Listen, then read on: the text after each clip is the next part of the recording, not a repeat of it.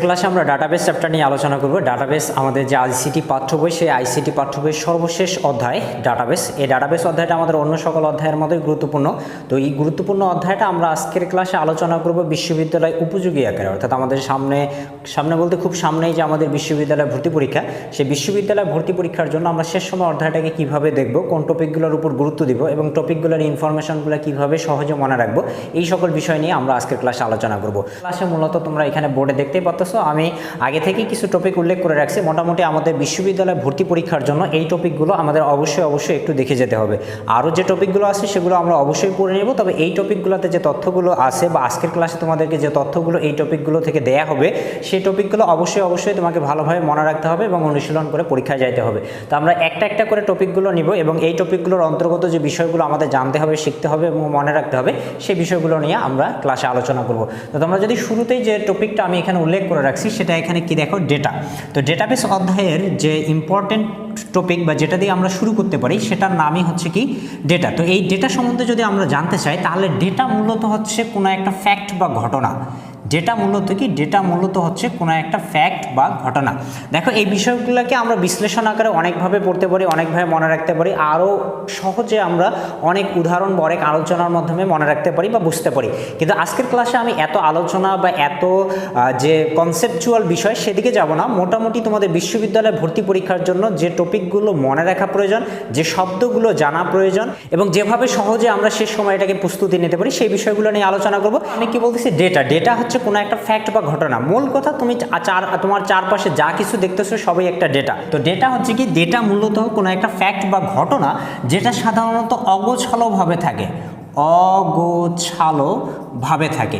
যেমন মনে করো, আমি যদি এখানে কিছু তথ্য নিই, যেমন এখানে দেখো, এখানে যে বিষয়গুলো আমি এখানে উল্লেখ করছি এগুলো সবগুলো একটা ডাটা। নেম একটা ডাটা, 18 একটা ডাটা, 5 একটা ডাটা, জিপিএ একটা ডাটা, ঢাকা সাকিব 17, রাকিব সিলেট 4.5, এই সবগুলোই কিন্তু একটা করে ডাটা। তো এইখানে এই ডাটাগুলো দেখে কিন্তু আমরা স্পষ্টত ধারণা পাচ্ছি না যে আসলে কোন বিষয় দ্বারা কি মিন করতেছে। তাহলে সাকিব কে, এর বাড়ি কি ঢাকা নাকি সিলেট, এ কি 18, এখন 18টা কি, হ্যাঁ 18টা হইতে পারে কারো বয়স, হইতে পারে কারো নাম্বার, যে কোনো কিছু। এই 5টা আসলে কি। তো এখানে দেখো, এখানে যে আমি ফ্যাক্টগুলো বা ঘটনাগুলো উল্লেখ করছি, এই প্রতিটা ফ্যাক্ট বা ঘটনাই কিন্তু অগোছালো এবং মিনিংলেস।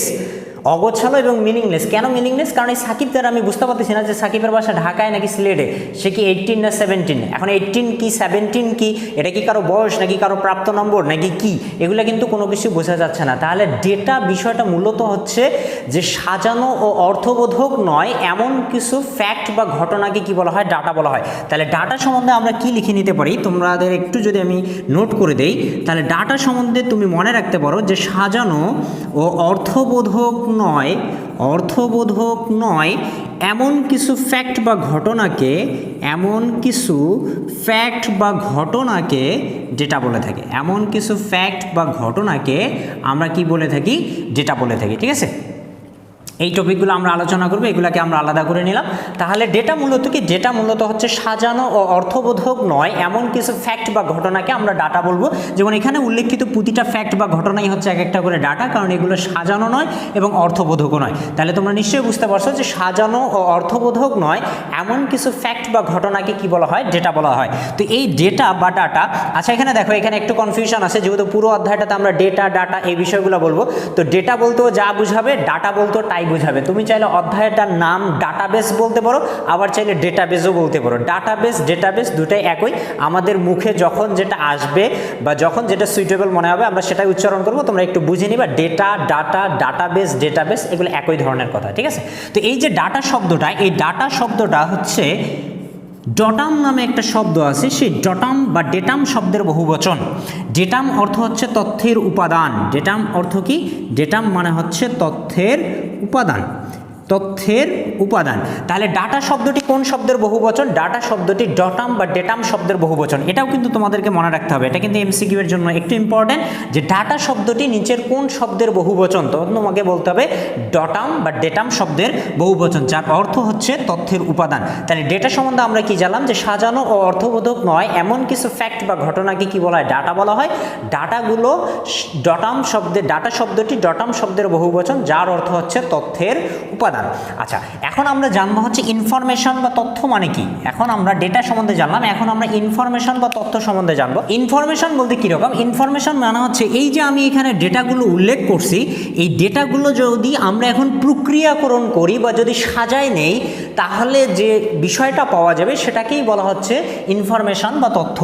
এই ডেটাগুলোকে আমরা যদি এখন সাজাই নেই, দেখো আমি যদি এখানে লিখি হচ্ছে নেম, তারপরে যদি আমি লিখি হচ্ছে এস, এখান থেকে তারপরে যদি আমি লিখি হচ্ছে জিপিএ, এরপরে যদি আমি এখান থেকে নেই হচ্ছে অ্যাড্রেস। এখন যদি আমি এই ডাটাগুলো একটু বসাই দেয়, যেমন নেম আমি লিখলাম সাকিব, যার এজ হচ্ছে কত 17, এর জিপি এজ হচ্ছে 17, এর জিপি হচ্ছে 5 এবং এর অ্যাড্রেস হচ্ছে কোথায়? এর অ্যাড্রেস হচ্ছে ঢাকা। আবার যদি আমি একটা নাম নেই, আমি একটা নাম নিলাম হচ্ছে রাকিব, এর এজ হচ্ছে 18, এর জিপি হচ্ছে 4.5, এর অ্যাড্রেস হচ্ছে কোথায়? এর অ্যাড্রেস হচ্ছে সিলেট। তাহলে এখন দেখো, এখন যখন আমি ডেটা যেগুলো অগোছালো ছিল, সেই অগোছালো ডেটাগুলোকে যখন আমি সাজাই নিলাম, তখন যে বিষয়টা পাওয়া যাচ্ছে এটাকেই আমরা বলতেছি হচ্ছে ইনফরমেশন বা তথ্য। তাহলে ইনফরমেশন কিভাবে পাওয়া যায়? ইনফরমেশন ডেটাকে প্রক্রিয়াকরণ করে পাওয়া যায়। তোমাকে যদি বলে যে ডেটাকে প্রক্রিয়াকরণ করে নিচের কোনটি পাওয়া যায়, তাহলে তুমি বলবা কি পাওয়া যায়? ইনফরমেশন পাওয়া যায়। তাহলে ডেটাকে প্রক্রিয়াকরণ করার পর এগুলো কি ছিল? এগুলো ছিল হচ্ছে ডেটা। এই ডেটাগুলোকে যখন আমরা কি করে নিলাম? প্রক্রিয়াকরণ করে নিলাম। কি করে নিলাম? প্রক্রিয়াকরণ বা প্রসেস করে নিলাম, তখন আমরা যে বিষয়গুলো পাচ্ছি এগুলাকে আমরা কি বলতেছি? এগুলাকে আমরা বলতেছি হচ্ছে ইনফরমেশন। তাহলে ডেটাকে প্রক্রিয়াকরণ করলে কি পাওয়া যায়? ডেটাকে প্রক্রিয়াকরণ করে ইনফরমেশন পাওয়া যায়। তাহলে ডেটা কি ছিল? ডেটা ছিল সাজানো ও অর্থবোধক নয় এমন কিছু ফ্যাক্ট বা ঘটনাকে ডেটা বলে। আর যদি ইনফরমেশনের কথা বলি, তাহলে ইনফরমেশন কি? যে সাজানো ও অর্থবোধক ডাটার সমষ্টিকেই কি বলা হয়? ইনফরমেশন বলা হয়। যেমন এখন কিন্তু এগুলো সাজানো ও অর্থবোধক। এখন আমি বুঝতেছি 17 এটা কি? এটা একটা এস। এটা কার এস? এটা হচ্ছে সাকিবের এস। সিলেট, সিলেট একটা অ্যাড্রেস। এই সিলেটে কে থাকে? রাকিব নামে যে ব্যক্তি আছে সেই রাকিব ব্যক্তিটা থাকে। তাহলে ইনফরমেশনগুলো কি থাকে? সাজানো ও অর্থবোধক থাকে। আর ডাটাগুলো সাজানো ও অর্থবোধক থাকে না। আর এই ডাটাগুলো হচ্ছে ইনফরমেশনের কাঁচামাল, অর্থাৎ ডাটাকে প্রক্রিয়াকরণ করার পরেই আমরা কি পেয়ে থাকি? ইনফরমেশনগুলো পেয়ে থাকি। এক্ষেত্রে তোমরা বলতে পারো ডাটা হচ্ছে ইনপুট স্বরূপ আর ইনফরমেশন হচ্ছে আউটপুট স্বরূপ। আমরা এই ডাটার মাধ্যমে কি পেয়ে থাকি? ইনফরমেশন পেয়ে থাকি। তাহলে এই যে আমাদের ডাটাবেজের একদম খুবই ক্ষুদ্র এবং মৌলিক যে দুইটা বিষয়, একটা হচ্ছে ডেটা এবং ইনফরমেশন। তো আশা করতেছি তোমরা ডেটা এবং ইনফরমেশনের এই বিষয়টা ক্লিয়ার হয়ে গেছো। এখন আমরা পরের টপিকে আসি, এরপর হচ্ছে ডেটা হায়ারার্কি। এখন আমরা আলোচনা করব হচ্ছে আমাদের 3 নম্বর যে টপিক, 3 নম্বর টপিক হচ্ছে ডেটা হায়ারার্কি নিয়ে। ডেটা হায়ারার্কি মূল্যটা কি? ডেটাবেস গঠনের জন্য যে আমরা ক্ষুদ্র ক্ষুদ্র বিষয়গুলো ব্যবহার করি, সেগুলোর সিকুয়েন্সিয়াল যে প্রসেসটা আছে, এই প্রসেসটাকেই বলা হচ্ছে ডেটা হায়ারার্কি। এখানে আমি 7টা প্রসেসের কথা বলছি। প্রথমটা হচ্ছে বিট, এরপরে বাইট, এরপরে অক্ষর, এরপর ফিল্ড, রেকর্ড, টেবিল এবং ফাইনালি হচ্ছে ডেটাবেস। তো আমাদেরকে এই 7টার যে বিভিন্ন বিষয়, সেই বিষয়গুলো একটু জানতে হবে। তো আমরা শুরু করতেছি হচ্ছে বিট থেকে। তো তোমরা জানো বিট মানে হচ্ছে বাইনারি একক ডিজিট বা অঙ্ককেই বলা হয় বিট। বিট বলতে মূলত 0 আর 1 কি বোঝায়। বাইট কি? তোমরা জানো যে 8 বিট নিয়ে যেটা গঠিত হয় সেটাকে আমরা বলে থাকি হচ্ছে 1 বাইট বলে থাকি, তাই না? অক্ষর কি? অক্ষর হচ্ছে যে বর্ণ অঙ্ক চিহ্নগুলো ব্যবহার করা হয় সেগুলোকে আমরা বলি অক্ষর। আর প্রতিটা অক্ষর 1 বাইট নিয়ে গঠিত। প্রতিটা অক্ষর 1 বাইট নিয়ে গঠিত। এটা মনে রাখতে হবে। এটা কিন্তু তোমার রাজশাহী বিশ্ববিদ্যালয়ের ভর্তি পরীক্ষায় এই প্রশ্নটা আসছিল যে প্রতিটি অক্ষর কতটুকু জায়গা নেয় বা কত বিট দ্বারা গঠিত। তো প্রতিটি অক্ষর 1 বাইট বা 8 বিট নিয়ে গঠিত। অর্থাৎ আমরা যদি একটা ক্যারেক্টার ব্যবহার করি এ, সেই এ ক্যারেক্টারটা মেমোরিতে কতটুকু জায়গা নেবে? 1 বাইট জায়গা নেবে। তাহলে বিট হচ্ছে বাইনারি একক বা অঙ্ক, অর্থাৎ 0 আর 1 কে বিট বলা হচ্ছে। 8টা বিট নিয়ে যেটা গঠিত হয় সেটাকে আমরা বলছি 1 বাইট। অক্ষর বলতে প্রতিটা বর্ণ অঙ্ক চিহ্নকে আমরা বলতেছি অক্ষর। এই অক্ষরগুলো মেমোরিতে প্রতিটা কতটুকু জায়গা দখল করে? 1 বাইট করে জায়গা দখল করে। এখন আমাদেরকে ফিল্ড, রেকর্ড, টেবিল এবং ডেটাবেস এই বিষয়টা বুঝতে হবে। তো এই বিষয়টা বোঝার জন্য আমি এখানে একটা ডেমো টেবিল অঙ্কন করে নিচ্ছি। আচ্ছা, তো এখানে যদি আমি র্যান্ডমলি কিছু মান নেই, মনে করো আমি এটা নিলাম নেম, এটা নিলাম হচ্ছে রোল, আর এটাকে বলতেছি আমরা জিপিএ। নেম একজন নিলাম এ, একজন বি, রোল নিলাম 0 1 0 2 এবং জিপিএ আমরা নিলাম 5 5। খুবই ভালো স্টুডেন্ট, তারা জিপিএ 5 পাইছে। আচ্ছা, এই টেবিলটা থেকে আমরা এখন ফিল্ড, রেকর্ড, টেবিল এবং ডাটাবেসের এই বিষয়টা বোঝার চেষ্টা করব। তো আমি যদি একটু সহজে তোমাদেরকে বুঝাই দেওয়ার চেষ্টা করি, তাহলে প্রতিটা কলাম বরাবর যে মানগুলো থাকে সেগুলোকে আমরা বলি হচ্ছে ফিল্ড। প্রকৃতপক্ষে এটাও একটা ফিল্ড, এটাও ফিল্ড, এটাও ফিল্ড, এটাও ফিল্ড, এটাও ফিল্ড। তো আমরা আমরা সহজে বোঝার জন্য মনে রাখবো প্রতিটা কলামের অংশ দ্বারা যে বিষয়গুলোকে নির্দেশ করা হচ্ছে এগুলোর সবগুলোকে কি বলা হচ্ছে, এগুলোর সবগুলোকে বলা হচ্ছে ফিল্ড বলা হচ্ছে। তাহলে কলামের অংশের যে সেলগুলো থাকবে সেই প্রতিটা সেলকে আমরা বলতেছি এক একটা করে ফিল্ড বলতে পারতেছি। এটা একটা ফিল্ড ফিল্ড ফিল্ড প্রতিটাই হচ্ছে কি এক একটা করে ফিল্ড। তাহলে ফিল্ড হচ্ছে কতগুলো অক্ষরের সমষ্টি, যেমন এটা কতগুলো অক্ষরের সমষ্টি, এটা একটা অক্ষরের সমষ্টি, এটা এটা এটা। তো প্রতিটা ফিল্ডে কি কয়েকটি অক্ষরের সমষ্টি। তাহলে ফিল্ড কি নিয়ে গঠিত হয়, ফিল্ড গঠিত হয় হচ্ছে কয়েকটি অক্ষর নিয়ে। ফিল্ডের বিষয়টা তোমরা বুঝতে পারছো, আবারও বলতেছি কোনো একটা টেবিলের প্রতিটা যে সেল থাকে সে প্রতিটা সেলকেই বলা হচ্ছে ফিল্ড। কারণ ফিল্ডটাকে যদি আমরা সহজে মনে রাখতে চাই তাহলে মনে রাখবো কলাম বরাবর যে অংশগুলো থাকে সেগুলোকে কি বলা হয় ফিল্ড। আর ফিল্ডকে যদি সংজ্ঞায়িত করতে হয় তাহলে সেক্ষেত্রে বলবো কয়েকটি অক্ষর নিয়ে কি গঠিত হয়, একটা ফিল্ড গঠিত হয়। এখানে প্রতিটা ফিল্ডে একটা করে ডাটা থাকবে আর ডাটা অবশ্যই কি হবে, কয়েকটা অক্ষর দ্বারা গঠিত হবে। এজন্য ফিল্ডের ক্ষেত্রে বলা হচ্ছে কয়েকটি অক্ষর দ্বারা কি গঠিত হয়, ফিল্ড গঠিত হয়। এরপরে আসছে হচ্ছে রেকর্ড। তো রেকর্ড তুমি সহজে মনে রাখবা যে প্রতিটা সারির যে অংশ আছে এই প্রতিটা সারির অংশটাকে কি বলা হয়, রেকর্ড বলা হয়। প্রতিটা সারির অংশটাকে কি বলা হয়, প্রতিটা সারির অংশটাকে বলা হয় রেকর্ড। তো এখানে একটা বিষয় বলে রাখি, এখানে টেবিলে সারি কয়টা, একটা দুইটা তিনটা, বাট রেকর্ড কিন্তু তোমার দুইটা। প্রথম যে সারি এই সারিটা কিন্তু রেকর্ড না, এই সারিটাকে বলা হয় কি ফিল্ড। যখন আমাদের কি এর আলোচনায় যাব তখন আমরা এই বিষয়ে জানবো। তোমাকে যদি এরকম একটা টেবিল তুলে দেয় আর যদি জানতে চায় যে এই টেবিলের রেকর্ড কয়টি, তাহলে অবশ্যই তোমাকে বলতে হবে হচ্ছে রেকর্ড দুইটি। কারণ রেকর্ড মানে বুঝায় কোনো কিছুর তথ্য। হ্যাঁ, একটু আগে যে আমরা ইনফরমেশন বললাম, ইনফরমেশন মানে কি ছিল, সাজানো ও অর্থবোধক ডাটার সমষ্টিকে বলা হয় ইনফরমেশন। সেই ইনফরমেশনকে আসলে কি বলা হচ্ছে, রেকর্ড বলা হচ্ছে। তো এখানে ইনফরমেশন কয়টা, ইনফরমেশন হচ্ছে দুইটা, একটা এ এর ইনফরমেশন আর একটা হচ্ছে বি এর ইনফরমেশন। এটা কিন্তু কোনো ইনফরমেশন না, এই কারণে এটাকে কিন্তু আমরা রেকর্ড বলতে পারি না। হ্যাঁ, সারি বলতে পারি বাট এটা কিন্তু কোনো রেকর্ড না। সারি রেকর্ড এগুলো পাশাপাশি শব্দ, কিন্তু এগুলাকে যখন আবার টেকনিক্যাল টার্ম অনুযায়ী তুমি ইউজ করবো তখন কিন্তু তার মিনিংগুলো আবার আলাদা হয়ে যাবে। সাধারণত বোঝার সুবিধার্থে আমরা বলে থাকি সারি, ইনফরমেশন, রেকর্ড, এটাকে বলা হয় টাপলও বলা হয়ে থাকে। এগুলো সিমিলার ওয়ার্ড, বাট টেকনিক্যাল টার্মে যখন তুমি এগুলোকে ইউজ করবে এগুলো আবার ভিন্ন ভিন্ন অর্থ প্রকাশ করে। তাহলে কি বলতেছি, আবার বললাম যে এই টেবিল যদি উদ্দীপক আকারে দেয় বা এরকম যদি কোনো একটা টেবিল তোমাকে উদ্দীপক আকারে দিয়ে জিজ্ঞেস করে যে উপরের টেবিলের রেকর্ড কয়টি, তখন অবশ্যই তোমাকে উপরের যে হেডিং আকারে যে সারিটা দেয়া থাকবে সেই সারিটাকে তোমাকে বাদ দিয়ে দেখতে হবে কয়টা সারি আছে, ততগুলো হবে তোমার রেকর্ড। তাহলে এখানে রেকর্ড কয়টা, একটা দুইটা। রেকর্ড মিনস হচ্ছে ইনফরমেশন, যতগুলো ইনফরমেশন থাকবে ততগুলো রেকর্ড হবে। ঠিক আছে, তাহলে রেকর্ড আমরা মূলত মনে রাখতে পারি যেগুলো সারি আকারে থাকে বা ইনফরমেশন আকারে দেয়া থাকে সেগুলোকে আমরা রেকর্ড বলবো, আর যেগুলো কলাম আকারে থাকে বা সেল আকারে থাকে সেগুলোকে আমরা কি বলবো, ফিল্ড বলবো। তাহলে দেখো এই যে এটা একটা পুরোটাই রেকর্ড, এই রেকর্ডে এটা একটা ফিল্ড, এটা একটা ফিল্ড, এটার একটা ফিল্ড, আবার এটাও যেহেতু রেকর্ড তাহলে এখানে এটা একটা ফিল্ড, এটা একটা ফিল্ড, এটা একটা ফিল্ড। তাহলে রেকর্ড মূলত কার সমন্বয়ে গঠিত হচ্ছে, কয়েকটি ফিল্ডের সমন্বয়ে গঠিত হচ্ছে। তাহলে রেকর্ড কি হয়, রেকর্ড হচ্ছে কয়েকটি ফিল্ড নিয়ে গঠিত হয়। হ্যাঁ, এগুলো কিন্তু তোমার এমসিকিউতে আসতে পারে যে কয়েকটি ফিল্ড নিয়ে নিচের কোনটি গঠিত হয়। তোমাকে অপশন দিল হচ্ছে রেকর্ড দিল, ডেটাবেস দিল, টেবিল দিল, কোনো কিছু একটা দিল অন্য আরেকটা, যে সেক্ষেত্রে তুমি বলবো যে রেকর্ড গঠিত হয় কয়েকটি ফিল্ড নিয়ে। ঠিক আছে, তাহলে আমরা ফিল্ডের বিষয়টাও ক্লিয়ার হয়ে গেলাম। ফিল্ড মূলত কয়েকটি অক্ষর বা প্রতিটা সেলকে বলতেছি ফিল্ড, আর রেকর্ড আমরা বলতেছি যে সারিগুলো আছে বা যে ইনফরমেশনগুলো আছে সেগুলোকে আমরা বলতেছি রেকর্ড, আর রেকর্ড কি কয়েকটা ফিল্ড নিয়ে গঠিত। ফাইনালি আচ্ছা, এখন এরপরে দেখো হচ্ছে টেবিল। টেবিল কি, টেবিল হচ্ছে এই যে এখানে যে আমরা ছকটা অঙ্কন করছি এটাকে আমরা বলে থাকি হচ্ছে টেবিল। তো এটার যদি আমি একটা নাম দিই, আমি যদি এখানে এই টেবিলটার একটা নাম দিলাম স্টুডেন্ট, তাহলে এই স্টুডেন্টটাকে আমরা বলছি হচ্ছে ডেটা টেবিল। এই স্টুডেন্টকে আমরা কি বলবো, এই স্টুডেন্টকে আমরা বলবো হচ্ছে ডেটা টেবিল, ডেটা টেবিল বা ডেটা ফাইল। ঠিক আছে, তাহলে স্টুডেন্ট এখানে কি একটা ডেটা টেবিল বা ডেটা ফাইল। তো এই স্টুডেন্ট ডেটা টেবিলটা মূলত কি দ্বারা গঠিত, এই স্টুডেন্ট ডেটা টেবিলটা মূলত রেকর্ড দ্বারা গঠিত। এই টেবিলে কয়টা রেকর্ড আছে, দুইটা রেকর্ড আছে। তাহলে টেবিল কি দ্বারা গঠিত, টেবিল হচ্ছে রেকর্ড দ্বারা গঠিত।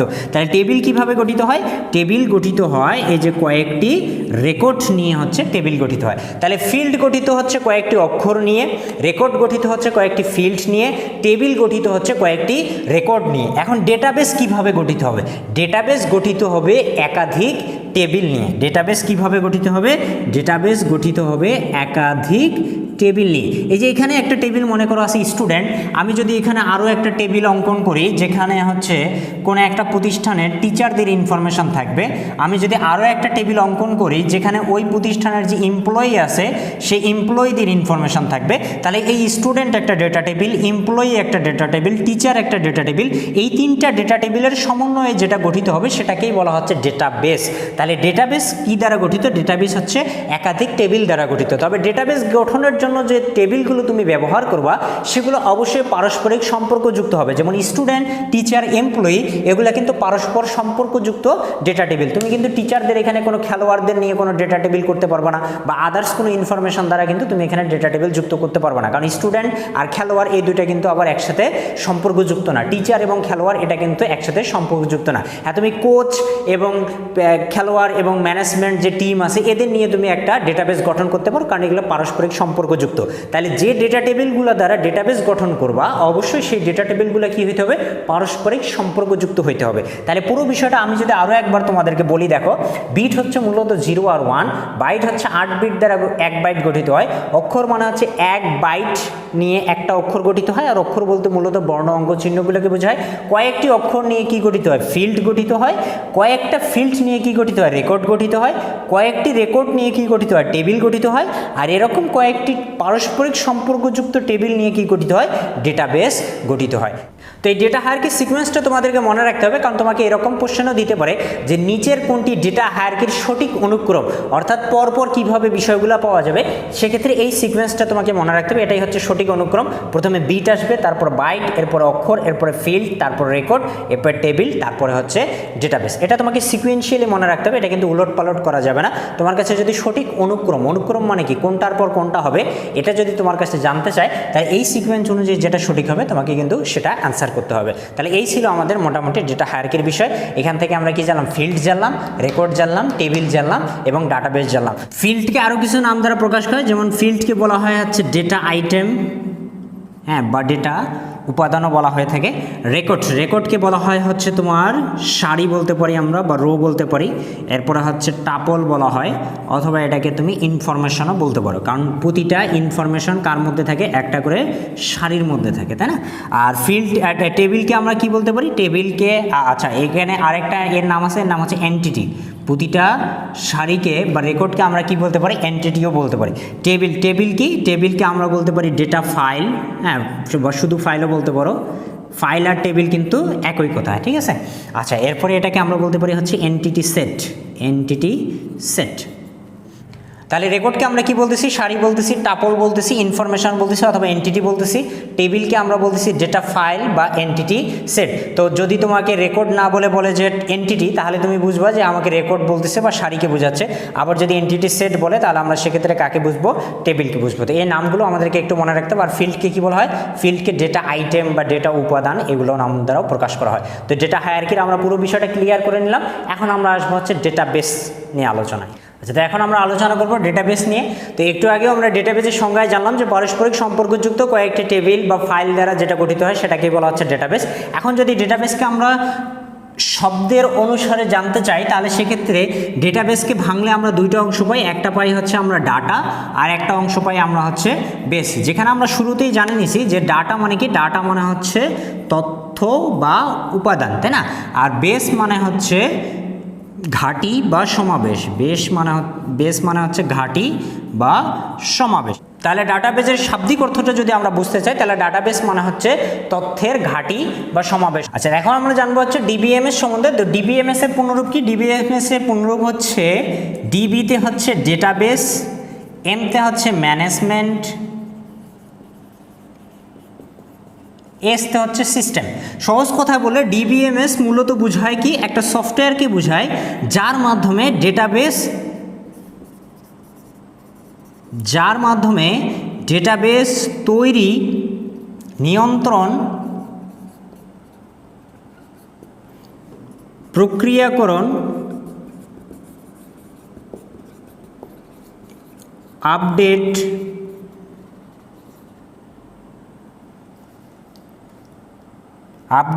ইত্যাদি করা হয়।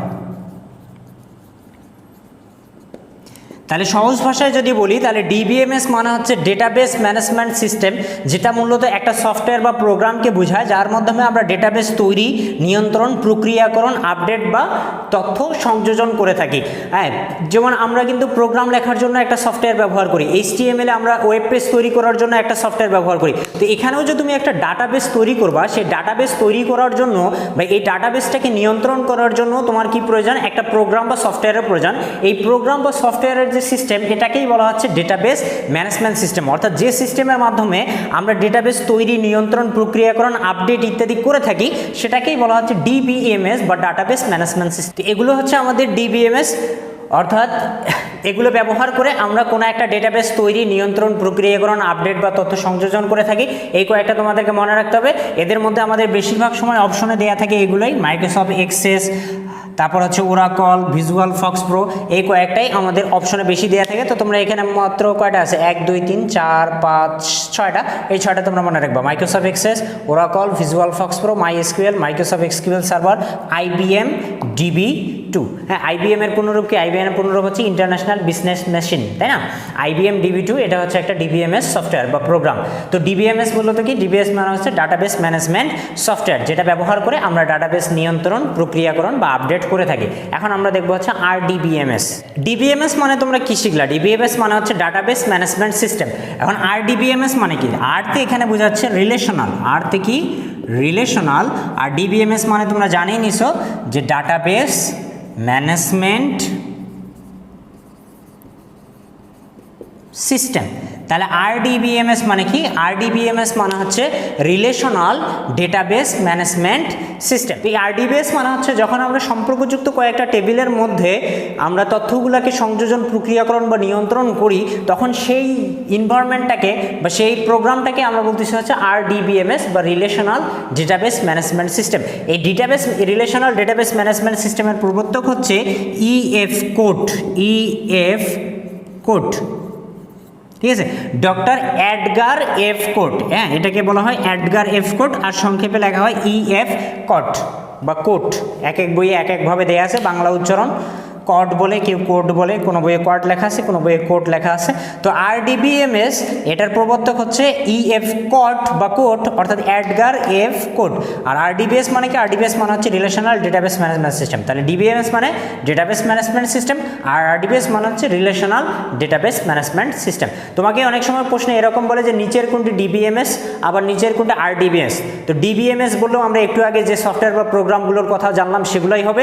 আর যদি তোমাকে RDBMSও বলে, সেক্ষেত্রে তোমরা ওই আগের যে প্রোগ্রাম বা সফটওয়্যারগুলোর কথা উল্লেখ করা আছে সেগুলোই তোমরা দেখাবো। Microsoft Access, Oracle, visual Fox pro, SQL, MySQL, Microsoft SQL server, আর হচ্ছে IBM DB2।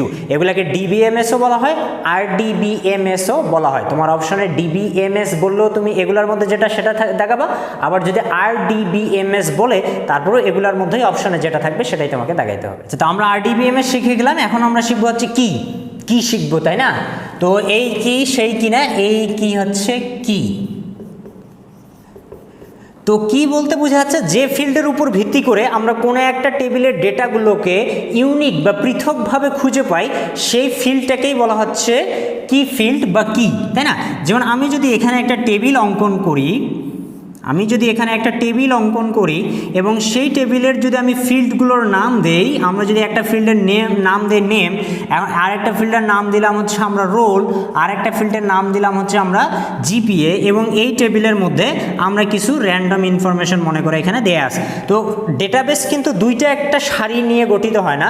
ডেটাবেস গঠনের জন্য একটা টেবিলে কিন্তু অনেকগুলো সারি থাকে। যেমন ডেটাবেস হয় কোনো একটা প্রতিষ্ঠানের স্টুডেন্ট, কোনো একটা স্কুল কলেজের স্টুডেন্টের ডেটাবেস হয়, কোনো একটা প্রতিষ্ঠানের এমপ্লয়ীদের ডেটাবেস হয়, হ্যাঁ ঠিক আছে, কোনো একটা টিমের যে মেম্বার আছে সেই মেম্বারদের ডেটাবেস হয়। তার মানে এখানে যে ডেটাবেসের মধ্যে টেবিলগুলো থাকবে, সেই টেবিলগুলোতে কিন্তু একাধিক বা বেশ কিছু সারি থাকবে। তো এখানে তো আমরা এতগুলো অঙ্কন করতে পারবো না। তোমরা একটু কনসেপচুয়ালি বিষয়টা বোঝার চেষ্টা করো।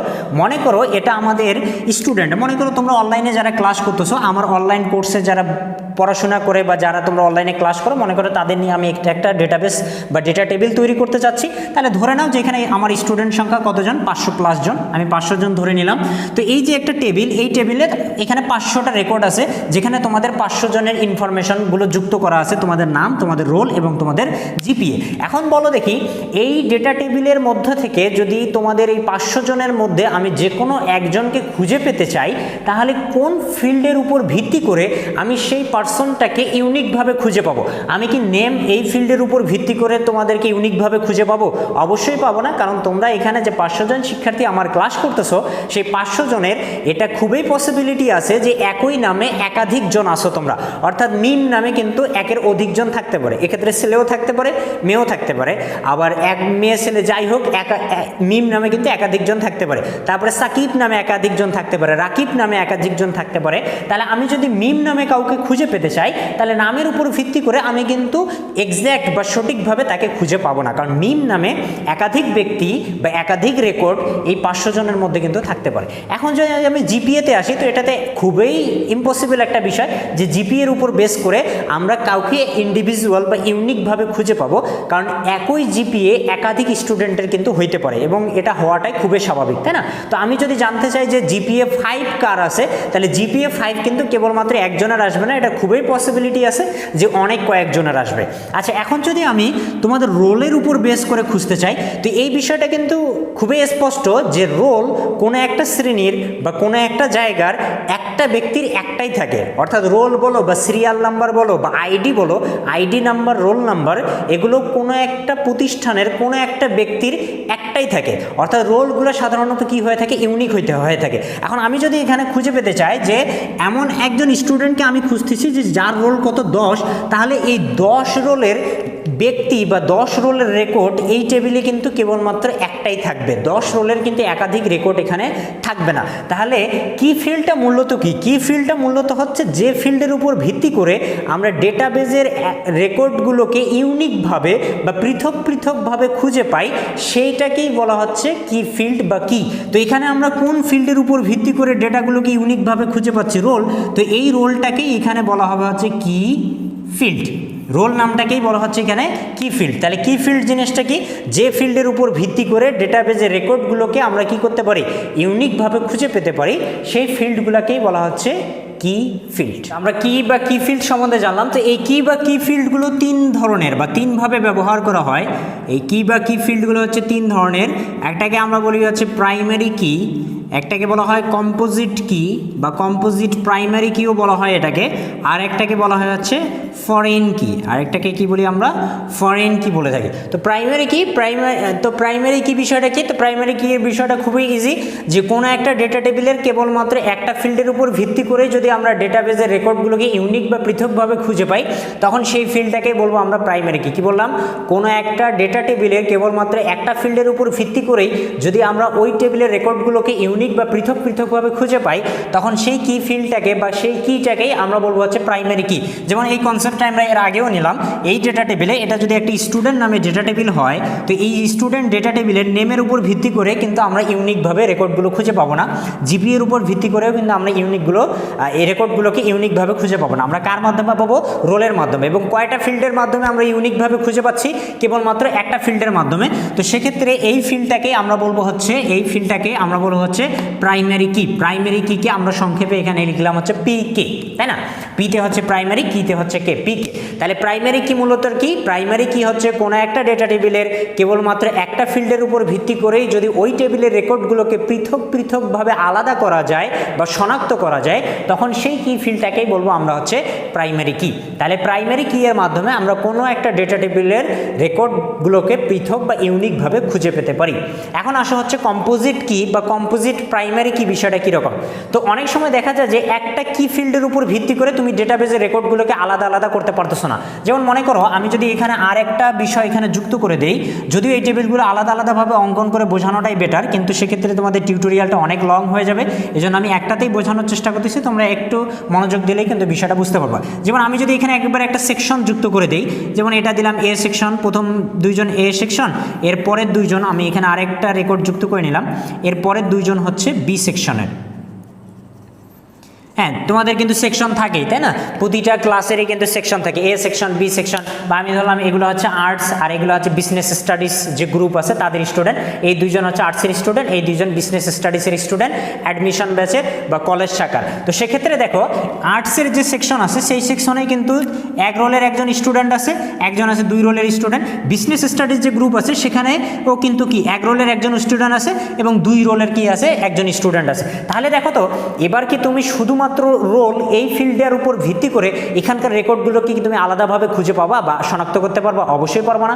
আমি যদি 1 রোলের কোনো স্টুডেন্টের রেকর্ড জানতে চাই তাহলে কিন্তু এবার 2টা রেকর্ড আসবে বা একাধিক রেকর্ড আসবে। তাহলে কিন্তু আমরা কেবলমাত্র রোল এই কি ফিল্ডের উপর ভিত্তি করে এই ডেটাবেজের রেকর্ডগুলোকে এবার ইউনিকভাবে খুঁজে পাচ্ছি না। তাহলে এখন কি করতে হবে, যখন এরকম একটা কি ফিল্ডের উপর ভিত্তি করে আমরা ডেটাবেজের রেকর্ডগুলোকে আলাদা আলাদা করে সাজাতে পারবো না, তখন ওই ডেটা টেবিলের অন্য আরেকটা কিকে একত্রে যুক্ত করে একটা কম্পোজিট কি তৈরি করতে হবে এবং তার মাধ্যমেই ডেটাবেজের রেকর্ডগুলোকে আলাদাভাবে শনাক্ত করা যাবে। যদি আমরা এখানে রোলের সাথে আরেকটা কি নিলাম হচ্ছে সেকশন, এবার আমরা দেখো এখানে রোলের সাথে আরেকটা কি নিলাম সেকশন নিলাম, এই দুইটা মিলে আমরা একটা কি গঠন করলাম যেটাকে কোন কি বলা হচ্ছে, যেটাকে হচ্ছে কম্পোজিট কি বলা হচ্ছে, যেটাকে কোন কি বলা হচ্ছে, কম্পোজিট কি বলা হচ্ছে। তো এখন যদি আমি রোল এবং সেকশন এই দুইটা কি ফিল্ডের উপর বেস করে রেকর্ডগুলোকে ইউনিকভাবে খুঁজে পেতে চাই, তাহলে কিন্তু এবার আমরা রেকর্ডগুলোকে ইউনিকভাবে খুঁজে পাবো। কিভাবে পাবো? আমি যদি বলি যে আমি এমন একজন স্টুডেন্টের রেকর্ড খুঁজতেছি যার রোল 1 এবং সেকশন এ, তাহলে এ ধরনের রেকর্ড এবার কয়টা আসবে? কেবলমাত্র একটাই আসবে। তাহলে তোমাদেরকে এটাই বলা হচ্ছে যে অনেক সময় একটা কি ফিল্ডের উপর বেস করে ডেটাবেজের রেকর্ডগুলোকে ইউনিকভাবে খুঁজে পাওয়া যায় না, তখন ওই কি ফিল্ডের সাথে অন্য আরেকটা কিকে যুক্ত করে একটা কম্পোজিট কি তৈরি করে তারপরে ওই দুইটার মাধ্যমে বা একাধিক কি ফিল্ডের মাধ্যমে ডেটাবেজের রেকর্ডগুলোকে কি করা যায়, ইউনিক বা পৃথক পৃথকভাবে শনাক্ত করা যায়। তাহলে প্রাইমারি কি মানে হচ্ছে কেবলমাত্র যদি একটা কি ফিল্ডের মাধ্যমেই তুমি রেকর্ডগুলোকে আলাদা করতে পারো তাহলে সেটা প্রাইমারি কি, আর যদি একাধিক কি ফিল্ড একত্রে যুক্ত করে তারপরে রেকর্ডগুলো আলাদা আলাদা করা সম্ভব হয় তখন সেটাকে তুমি বলবো হচ্ছে কম্পোজিট কি। ফাইনালি কি আসলো? ফাইনালি আসলো হচ্ছে ফরেন কি। তো ফরেন কি যদি বলি, ফরেন কি হচ্ছে দুইটা ডেটা টেবিলের মধ্যে এটার বিষয়। তো সেক্ষেত্রে বলা হচ্ছে কোনো একটা ডেটা টেবিলের প্রাইমারি কি যদি অন্য আরেকটা ডেটা টেবিলের সাধারণ কি হিসেবে ব্যবহৃত হয় তখন সেটাকেই বলা হচ্ছে ফরেন কি। এটা টেকনিক্যাল টার্ম তোমার বোঝার কোনো প্রয়োজন নাই, কারণ এগুলো তোমাদের সৃজনশীল না যে তোমাকে সৃজনশীল লিখতে বলবে যে ফরেন কি বলতে কি বোঝায় লিখো, এরকমটা কিন্তু বলবে না। তোমাকে শুধু এতটুকু এমসিকিউ জিজ্ঞেস করতে পারে যে কোনো একটা ডেটা টেবিলের প্রাইমারি কি অন্য ডেটা টেবিলের সাধারণ কি হিসেবে ব্যবহার হলে সেটাকে কি বলে, তুমি সিম্পলি বলে দিবা ফরেন কি বলে। তাহলে আমি বলে দিচ্ছি, তুমি লিখে নাও। ফরেন কি হচ্ছে কোনো একটা ডেটা টেবিলের প্রাইমারি কি যদি অন্য একটা ডেটা টেবিলের সাধারণ কি হিসেবে ব্যবহৃত হয় তখন ওই সাধারণ কিটাকেই বলা হবে ওই ডেটা টেবিলের ফরেন কি। তাহলে কোনো একটা ডেটা টেবিলের প্রাইমারি কি অন্য একটা ডেটা টেবিলের সাধারণ কি হিসেবে ব্যবহৃত হলে সাধারণ কিটাকে আমরা বলবো হচ্ছে ফরেন কি। তো আশা করতেছি তোমরা প্রাইমারি কি, কম্পোজিট কি এবং ফরেন কি এর যে বিষয় এটা বুঝতে পারছো। এখন আমরা জানবো হচ্ছে ডেটা টাইপ সম্বন্ধে। এখন আমরা কি জানবো? এখন আমরা জানবো ডেটা টাইপ সম্বন্ধে। তো ডেটা টাইপ সম্বন্ধে জানার জন্য আমাদেরকে ডেটার প্রকারভেদটা প্রথমে একটু জানা রাখতে হবে।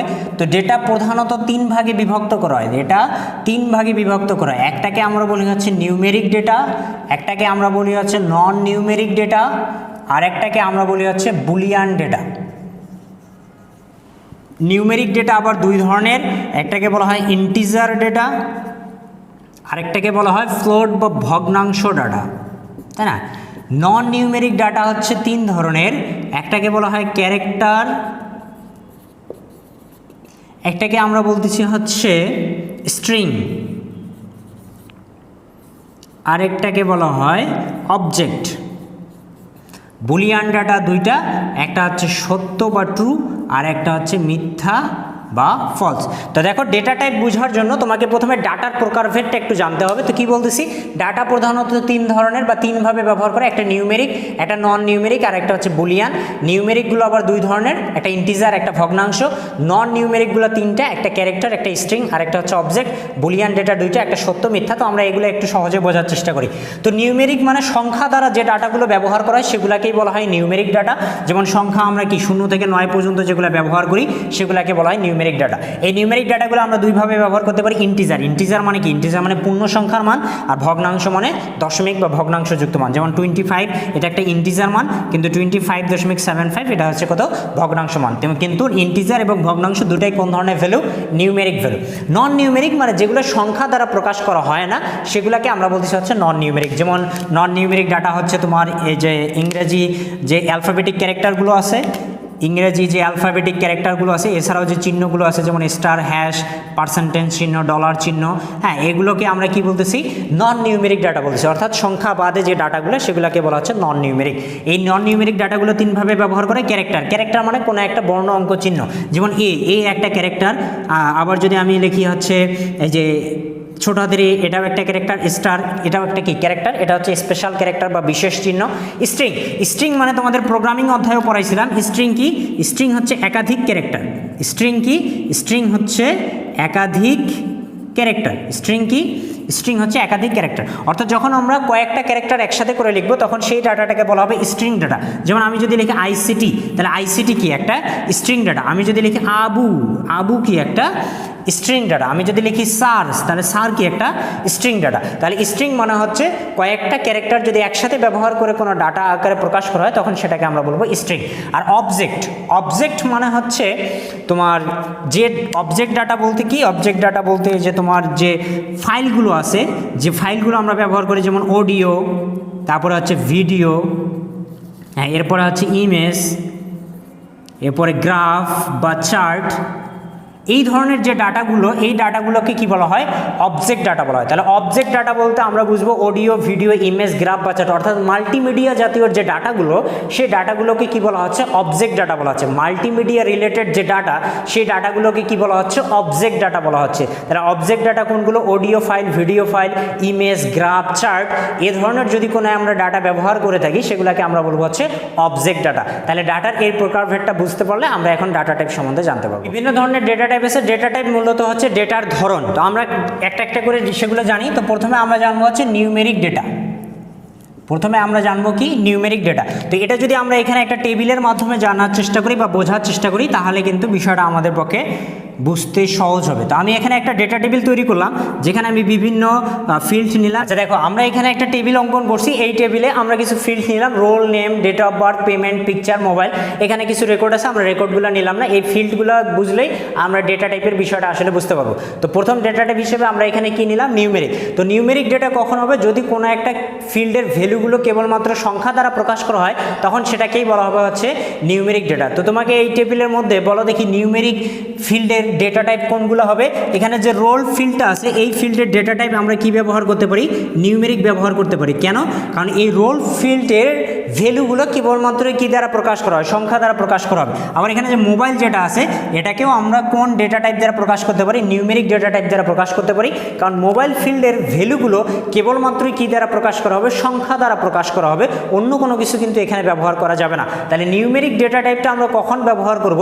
যখন কোনো একটা ফিল্ডের ডেটাগুলো কেবলমাত্র সংখ্যা দ্বারা প্রকাশ করা হবে তখন ওই ফিল্ডের জন্য আমরা ডেটা টাইপ হিসেবে নিউমেরিক ডেটা টাইপ ব্যবহার করব। তোমাকে এরকম জিজ্ঞেস করবে যে নিচের কোনটি নিউমেরিক ডেটা টাইপ ব্যবহার, নিচের কোন ফিল্ডে নিউমেরিক ডেটা টাইপ ব্যবহার করা যাবে, তখন তুমি দেখবা যে যে ফিল্ডগুলো উল্লেখ করা আছে তার মধ্যে কোন ফিল্ডে কেবলমাত্র সংখ্যা দ্বারা ডাটা ব্যবহার করা হবে সেই ফিল্ডের ডেটা টাইপ হিসেবে আমরা কি ব্যবহার করতে পারবো? নিউমেরিক ডেটা টাইপটা ব্যবহার করতে পারবো।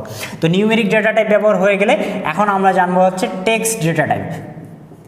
তো টেক্সট ডেটা টাইপ কি? টেক্সট ডেটা টাইপ মানে হচ্ছে কোনো একটা ফিল্ডের ভ্যালু হিসেবে যদি আমরা টেক্সট বলতে বর্ণ ব্যবহার করে থাকি তখন সেটাকেই বলা হচ্ছে টেক্সট ডেটা টাইপ। তো এখানে দেখো নেম যে ফিল্ডটা আছে এই ফিল্ডটাকে আমরা কোন ডেটা টাইপ বলবো? এই ফিল্ডটাকে আমরা টেক্সট ডেটা টাইপ বলবো। কারণ নেমের এখানে আমরা কি ব্যবহার করব? বর্ণ ব্যবহার করব। একইভাবে যদি এখানে অ্যাড্রেস নামে কোনো একটা ফিল্ড থাকতো তখন সেই অ্যাড্রেস ফিল্ডটার ডাটা টাইপ কি হতো? টেক্সট হইতো। কারণ অ্যাড্রেস ফিল্ডে আমরা ডাটার মান হিসেবে কি ব্যবহার করব? বিভিন্ন ধরনের বর্ণ ব্যবহার করে থাকবো বা ক্যারেক্টার ব্যবহার করে থাকবো। তাহলে নিউমেরিক হচ্ছে যখন কেবলমাত্র ভ্যালুগুলো নাম্বার দ্বারা প্রকাশ করা হবে, আর টেক্সট হচ্ছে যখন ভ্যালুগুলোকে কোনো ক্যারেক্টার, বর্ণ, অঙ্ক বা চিহ্ন দ্বারা প্রকাশ করা হবে তখন সেটাকে আমরা বলবো হচ্ছে টেক্সট। এক্ষেত্রে নেম, অ্যাড্রেস এগুলোকে আমরা কি বলে থাকি? টেক্সট বলে থাকি। ঠিক আছে, তাহলে নিউমেরিক ডেটা জানলাম, টেক্সট ডেটা জানলাম। এরপরে আমরা যেটা জানবো হচ্ছে date and time. Date and time. Date and time. তো কোনো একটা কি ফিল্ডের ভ্যালুগুলো যদি তারিখ বা সময় দ্বারা প্রকাশ করা হয় তখন সেক্ষেত্রে সেই কি ফিল্ডের ডেটা টাইপ কী হবে, ডেট অ্যান্ড টাইম। যেমন এখানে একটা ফিল্ড কি দেওয়া আছে, ডেট অফ বার্থ। তো এই ডেট অফ বার্থে কিন্তু আমরা কি ব্যবহার করব, ডেট অ্যান্ড টাইম ব্যবহার করব। সেক্ষেত্রে এই কি ফিল্ডের ডেটা টাইপ হিসেবে তোমাকে ডেট অ্যান্ড টাইম ব্যবহার করতে হবে। একইভাবে তোমার ক্লাস, আওয়ার, রুটিন, এই সকল ক্ষেত্রে আমরা কি ব্যবহার করব, ডাটা টাইপ হিসেবে ডেট অ্যান্ড টাইম। তাহলে ডেট অ্যান্ড টাইম ডাটা টাইপটা কখন হবে, যখন কোনো একটা ফিল্ডের ভ্যালুগুলো সময় বা তারিখ দ্বারা প্রকাশ করা হবে তখন তার ডেটা টাইপ হিসেবে আমরা ব্যবহার করব ডেট অ্যান্ড টাইম। এরপরে আমরা জানবো হচ্ছে কারেন্সি ডাটা টাইপ। এরপরে আমরা কি জানবো, এরপরে আমরা জানবো currency data type. Currency data type বলতে কীরকম, কোনো একটা ফিল্ডের ভ্যালুগুলো যদি কোনো মুদ্রা বা টাকা দ্বারা নির্দেশ করা হয় সেক্ষেত্রে সেই ফিল্ডের ডাটা টাইপ হিসেবে আমাকে ব্যবহার করতে হবে হচ্ছে কারেন্সি ডেটা টাইপ। যেমন এখানে পেমেন্ট, এই পেমেন্ট এখানে কিন্তু আমাদের কিছু টাকার অঙ্ক বসবে বা মুদ্রার অঙ্ক বসবে। তো কোনো একটা ফিল্ডের ভ্যালু হিসাবে যদি আমরা কোনো টাকার মান বা মুদ্রার মান ব্যবহার করে থাকি সেক্ষেত্রে সেই ফিল্ডের ডাটা টাইপ হিসেবে আমাকে কি ব্যবহার করতে হবে, কারেন্সি ডাটা টাইপ ব্যবহার করতে হবে। ঠিক আছে, তো এরপরে আমরা জানবো হচ্ছে কারেন্সির পর আমরা কি জানবো, আমরা জানবো বুলিয়ান ডেটা টাইপ। আমরা জানবো বুলিয়ান ডেটা টাইপ। তো বুলিয়ান ডেটা টাইপটা কীরকম, যদি কোনো একটা ফিল্ডের ডাটার মানগুলো হয় সত্য অথবা মিথ্যা দ্বারা প্রকাশ করা হয় অথবা হ্যাঁ না দ্বারা প্রকাশ করা যায় তখন সেটাকেই বলা হবে বুলিয়ান ডেটা টাইপ। আমি আবারও বলতেছি, কোনো একটা ফিল্ডের ডেটার মানগুলো যদি সত্য মিথ্যা বা হ্যাঁ না বা ইয়েস নো দ্বারা প্রকাশ করা যায় তখন সেই ফিল্ডের ডেটা টাইপ হিসেবে ব্যবহার করা হয় বুলিয়ান ডেটা টাইপ। যেমন আমি যদি বলি যে মেরিটাল স্ট্যাটাস হয় ইয়েস হবে, না হলে কি হবে, নো হবে। আমি যদি বলি যে প্রেজেন্ট শিট, তাহলে কোনো একজন স্টুডেন্ট সেখানে প্রেজেন্ট থাকবে অথবা প্রেজেন্ট থাকবে না, ইয়েস থাকবে অথবা নো থাকবে। মোট কথা হচ্ছে কোনো একটা ফিল্ডের ভ্যালুগুলো যদি ইয়েস নো বা ট্রু ফলস অথবা হ্যাঁ না দ্বারা প্রকাশ করা হয় তখন সেক্ষেত্রে সেই ফিল্ডের ডেটা টাইপ হিসেবে ব্যবহার করতে হবে হচ্ছে বুলিয়ান ডেটা টাইপ। তোমাকে এখান থেকে এমসিকিউ দিতে পারে যে হ্যাঁ না, ইয়েস নো বা ট্রু ফলস দ্বারা প্রকাশে নিচের কোন ডাটা টাইপটি ব্যবহার করা হয় তখন তোমাকে বলতে হবে বুলিয়ান ডেটা টাইপ ব্যবহার করা হয়। বুঝতে পারছো? এরপরে 6 নম্বরে আমরা জানবো হচ্ছে memo data type. Memo data type কি, মেমো এটা হচ্ছে ডেটাবেজের সব থেকে বড় ডেটা টাইপ। এটা খুবই ইম্পর্টেন্টলি মনে রাখবা যে ডেটাবেজের সব থেকে বড় ডেটা টাইপ কোনটা, মেমো ডেটা টাইপ। তো কোনো একটা ফিল্ডের ভ্যালু যদি তোমাকে অনেকগুলো ক্যারেক্টার ব্যবহার করতে হয়, যেমন মনে করো কোনো একটা স্টুডেন্টের হবি তুমি সেখানে দিতে চাচ্ছ বা কোনো কিছুর একটা ডিসক্রিপশন তুমি সেখানে দিতে চাচ্ছ একটা ফিল্ডের মধ্যে, সেখানে যদি অনেকগুলো ক্যারেক্টার ব্যবহার করার প্রয়োজন হয় সেক্ষেত্রে তোমাকে ডাটা টাইপ হিসেবে কি ব্যবহার করতে হবে, মেমো ডাটা টাইপ। মেমো এটা ডেটা টাইপের সব থেকে বড় ডেটা টাইপ। এর মাধ্যমে আমরা 65,536টা ক্যারেক্টার ব্যবহার করে কোনো কিছু ডেটাবেজে লিখতে পারবো। কতগুলো ক্যারেক্টার ব্যবহার করে লিখতে পারবো, 65,536টা ক্যারেক্টার ব্যবহার করে আমরা ডেটাবেজে কোনো একটা রেকর্ডের ভ্যালুটা লিখতে পারবো। ঠিক আছে, তাহলে মেমো হচ্ছে ডেটাবেজের সব থেকে বড় ডেটা টাইপ। তো এগুলো তোমাদের লিখে নেওয়ার কথা, বাকিগুলো লেখার জন্য আমি এটা মিশাই দিচ্ছি। আমরা এবার 7 নম্বর দেখি। 7 নম্বরে আমরা কি দেখব, 7 নম্বরে আমরা দেখব হচ্ছে OLE object data type. OLE মানে কি, OLE মানে হচ্ছে অবজেক্ট লিঙ্কিং অ্যান্ড এমবেডিং। আচ্ছা, তোমাদের একটু আগে যে আমরা ডাটার শ্রেণী বিভাগটা পড়লাম সেই ডাটার শ্রেণী বিভাগ থেকে অবজেক্ট ডাটা কোনগুলো এটা কিন্তু তোমাদের মনে থাকার কথা। আমি বলছিলাম মাল্টিমিডিয়া জাতীয় যে ডাটাগুলো আছে সেগুলাই হচ্ছে অবজেক্ট ডাটা। সেগুলো কি কি, যেমন হচ্ছে অডিও ডেটা আছে, ভিডিও ডেটা আছে, ইমেজ আছে, গ্রাফ আছে, চার্ট আছে, এগুলাকে আমরা কি বলি, অবজেক্ট জাতীয় ডাটা বলি। তো যদি কোনো একটা অবজেক্ট ডাটা আমরা অন্য কোনো একটা সফটওয়্যার থেকে, হইতে পারে সেটা মাইক্রোসফট ওয়ার্ড, হইতে পারে মাইক্রোসফট পাওয়ার পয়েন্ট অথবা ফটোশপ, এগুলা থেকে নিয়ে আসে যদি আমাদের ডেটাবেজের কোনো একটা ফিল্ডে যুক্ত করতে চাই তখন সেই ফিল্ডের ডেটা টাইপ হিসাবে আমাকে ব্যবহার করতে হবে OLE।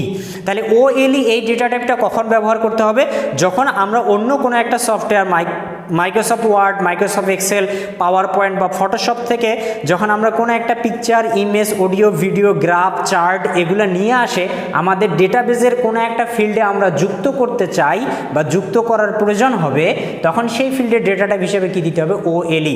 তোমাকে এরকম বলবে যে ফটোগ্রাফ নিচের কোন ডেটা টাইপ, তখন তোমাকে বলতে হবে OLE।